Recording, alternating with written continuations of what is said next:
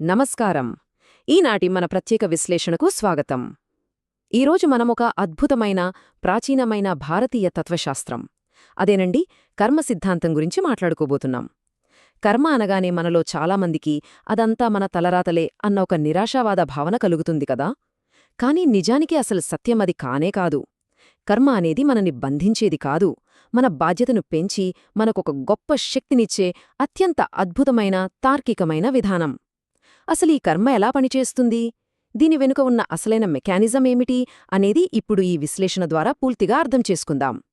ఒకసారి ఆలోచించండి, ఒక మనిషి ఎంతో మంచిగా నిజాయితీగా జీవిస్తున్నా పాపమాయనకు కష్టాలెందుకొస్తాయి? అదే సమయంలో ఎవరైనా మోసాలు చేస్తూ చెడుదారిలో వెళ్తున్నా వాళ్లు చాలా సుఖంగా ఐశ్వర్యంతో కనిపిస్తుంటారు. ఇది చూసినప్పుడు అసలు దేవుడున్నాడా అనిపిస్తుంది కదా. యుగాలు మారుతున్నా మనిషిని వెంటాడుతున్న ఒక పెద్ద ధర్మసందేహమిది. మరి ఇలాంటివి చూసినప్పుడు ఈ ప్రపంచం నిజంగా న్యాయంగా నడుస్తుందా లేక అంతా ర్యాండంగా జరిగిపోతుందా అన్న అనుమానం రావటం సహజమే.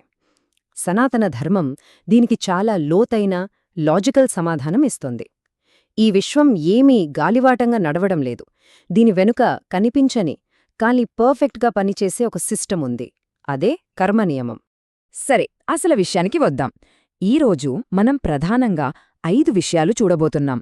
1 అసలు ప్రశ్న ఏంటి, 2 కర్మ నిజమైన అర్థం, 3 కర్మలోని రకాలు, 4 కర్మ ఒక గురువులాంటిది అని ఎందుకంటారు, ఇక చివరగా మన భవిష్యత్తును మనం ఎలా మార్చుకోవచ్చు అనేది క్లియర్గా తెలుసుకుందాం. మొదటి విభాగం, అసలు ప్రశ్న. కర్మ అనగానే చాలామందికి ఒక అపోహ ఉంటుంది. చాలామందేమనుకుంటారంటే మనం చేతులతోనో కాళ్లతోనో చేసే పనులే కర్మ అని. కాని వేదాంత దృష్టిలో అది చాలా చిన్న భాగం మాత్రమే. మనసులో పుట్టే చిన్న ఆలోచన, నోటినుంచి వచ్చే ప్రతి మాట, మనం తీసుకునే నిర్ణయం అన్నీ కర్మ కిందకే వస్తాయి. ఒకరిమీద మనం ప్రేమ పెంచుకున్నా లేదా వాళ్లని చూసి కుళ్ళుకున్నా అవన్నీ రేపటికోసం మనం నాటుతున్న విత్తనాలే. అంటే బయటకు కనిపించని మన అంతరంగ ఉద్దేశమే కర్మకసలైన పునాది అనమాట. ఇప్పుడు 2వ విభాగం, కర్మకు ఉన్న నిజమైన అర్థమేంటి అనేది చూద్దాం. కర్మను లెక్కించేటప్పుడు మనం చేసే పని కంటే ఆ పని వెనుక ఉన్న ఉద్దేశం అత్యంత కీలక పాత్ర పోషిస్తుంది. ఇది అర్థం కావాలంటే ఒక ఉదాహరణ చూద్దాం. ఒక డాక్టర్ సర్జరీ చేయడానికి కత్తితో మనిషి శరీరాన్ని కోస్తాడు. ఒక దొంగ కూడా కత్తితో మనిషిని పొడుస్తాడు. బయటికి చూస్తే ఇద్దరూ కత్తితో కోసినట్లే ఉంటుంది. కాని డాక్టర్ ఉద్దేశం ప్రాణం కాపాడటం, దొంగ ఉద్దేశం హాని చేయడం. పని ఒకటే అయినా ఉద్దేశం వేరు కాబట్టి వాళ్లకొచ్చే కర్మఫలితం కూడా పూర్తిగా వేరుగా ఉంటుంది కదా. ఇదే విషయాన్ని భగవద్గీతలో శ్రీకృష్ణుడు చాలా అద్భుతంగా చెప్పాడు. కర్మణ్యేవాధికారస్తే మా ఫలేషు కదాచన. అంటే మనిషికి కర్మ చేయడంలో మాత్రమే అధికారముంది, ఫలంపైన లేదు అని.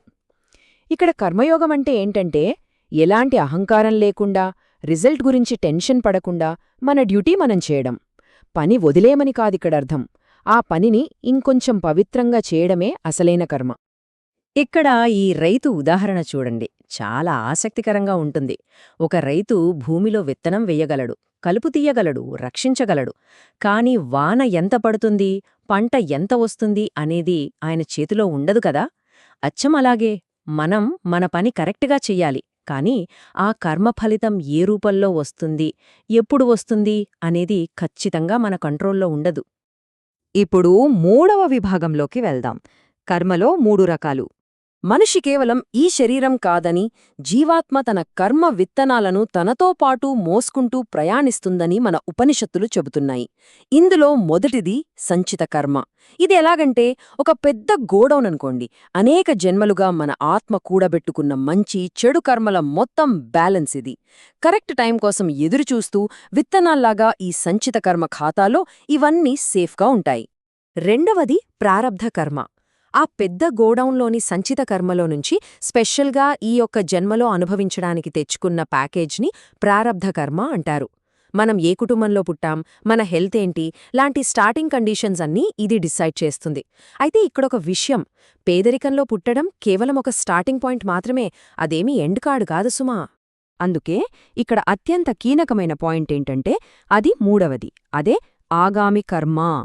మనకు ఎదురయ్యే పరిస్థితులకు మనం ఇప్పుడు ఎలా రియాక్ట్ అవుతున్నాము అనే దాన్ని బట్టి కొత్తగా క్రియేట్ అయ్యే కర్మే ఈ ఆగామి కర్మ. ఒక కష్టమొచ్చినప్పుడు ఏడుస్తూ కూర్చుంటామా, కోపం తెచ్చుకుంటామా, లేక ధర్మంగా నిలబడతామా అన్నదే మన ఆగామి కర్మను డిసైడ్ చేస్తుంది. చూసారా, కర్మ సిద్ధాంతమంటే అంతా రాసిపెట్టి ఉంది అని ఏడవడం కాదు, మనకు బాధ్యతలు గుర్తుచేసే ఒక సాధనం. మరి తప్పు చేసేవాళ్లు వెంటనే ఎందుకు పనిష్ అవ్వరు? ఎందుకంటే కర్మ అనేది ఒక నార్మల్ బ్యాంక్ అకౌంట్ లాంటిది కాదు. అది చాలా కాంప్లెక్స్. ఒక మిరపగింజ నాటితే వెంటనే కాయ కాస్తుంది. అదే మామిడి టెంక నాటితే పండు రావడానికి ఏళ్లు పడుతుంది. అలాగే గత జన్మల్లో చేసిన మంచి పనుల రిజల్ట్స్ ఈరోజు ఒకరు చెడు చేస్తున్నా కూడా టెంపరరీగా వాళ్లకొక షీల్డ్లాగా పనిచేస్తుండొచ్చు. అందుకే కర్మను పైపైన చూసి మనం జడ్జి చెయ్యలేం. ఇక 4వ విభాగం, కర్మ ఒక గురువులాంటిది, ఒక శిక్ష కాదు. గరుడ పురాణంలో నరకాల గురించి చదివితే చాలామందికి భయం వేస్తుంది కదా. యమధర్మరాజు అనగానే ఒక పగబట్టిన దేవుడు అని అనుకుంటారు. కాని యముడు అంటే జస్టిస్, న్యాయం. అక్కడ చెప్పిన నరక వర్ణనలన్నీ ఫిజికల్ పనిష్మెంట్లు కావు, అవన్నీ మన సైటలాజికల్ టార్చర్కి సింబల్స్. కోపంతో రగిలిపోయేవాడు తనలో తానే నిప్పు పెట్టుకుంటాడు, కుళ్ళుకునేవాడు తనలోనే విషం నింపుకుంటాడు, మోసం చేసేవాడికి అసలు నిద్రే పట్టదు. ఇదే తక్షణ కర్మఫలితం. అసలు కర్మ అనేది ఒక గ్రేట్ టీచర్లాగా ఎలా పనిచేస్తుందో తెలుసా?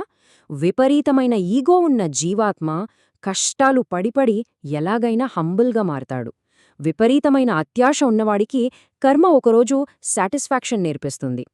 పగ, ద్వేషమున్నవాళ్లను పరిస్థితులు ఒకరోజు క్షమించడం నేర్పుతాయి. ఇక్కడ మెయిన్ పాయింట్ ఏంటంటే, లక్ష్యం ఆత్మను బాధపెట్టడం కాదు, ఆత్మను మేల్కొల్పడం. ఇంకో అద్భుతమైన విషయం, కర్మ అనేది కేవలం పర్సనల్ మాత్రమే కాదు, సామాజికంగా, పర్యావరణ స్థాయిలో కూడా పనిచేస్తుంది. మనిషి తన దురాశతో అడవులను కొట్టేసి నదులను కలుషితం చేస్తే అది కూడా ఒక కర్మే. దానివల్లే ఈ ప్రకృతి వైపరీత్యాలు, కొత్త కొత్త రోగాలు.